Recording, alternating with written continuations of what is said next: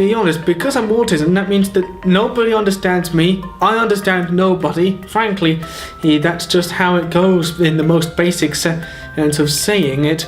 It's kind of both limiting and enlightening.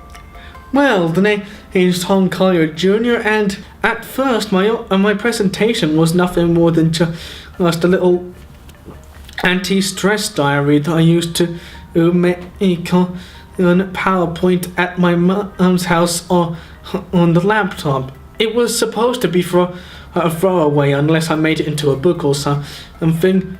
Yet for some reason, Victoria said that it would be a good idea to show it to people, and I was like, well, if you think so, I'll just get on with it.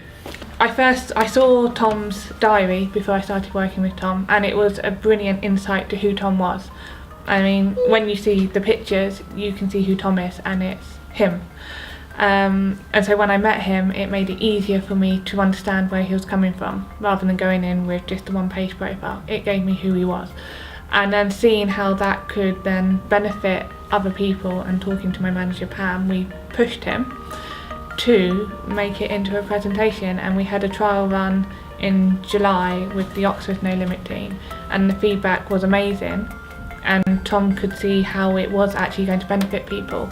So this is where Tom's done all the work. He's edited it, he's made it more professional, he's added bits to it, he's able to reflect back on his experiences and say what worked and what didn't work, and it's now something he can charge people to see, and the feedback he keeps getting shows that he's actually benefiting people and helping them to understand.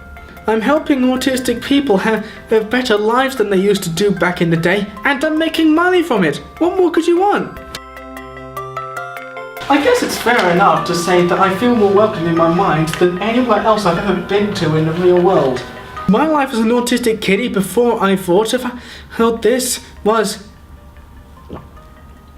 I guess a modest person would say difficult, and an over-exaggerated person would say it's nothing more than an internal struggle to please everyone, including myself. Seriously, it was really difficult, my life starting out, and I was like, if all autistic people start out this way, I can't let it continue like this. It has to be improved.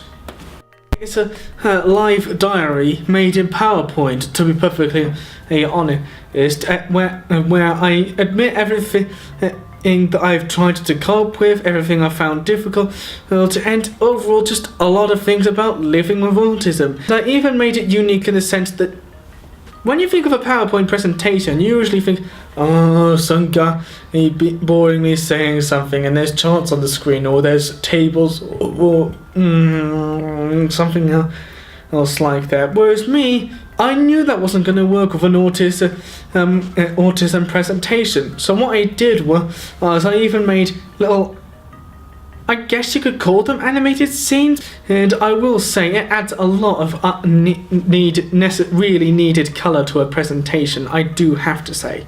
I mostly do it to certain MacIntyre headquarters, though I did actually do a secondary school twice. I'm not normally the type of person to engage in social activity, but I'll admit it, it's amazing. I mean, let's think about all this. I mean, yes, I'm tiring myself out on my voice, and I'm doing it in front of a lot of people, but on the plus side, I'm getting money, and I'm helping other autistic people live better lives than I did. So this means that I've got a really good future ahead of me if I keep doing these. If the Autism and How It Sucks presentation will ever become more than what it already is right now, then it'll become a feature-length movie called Autism and How It Sucks the Movie.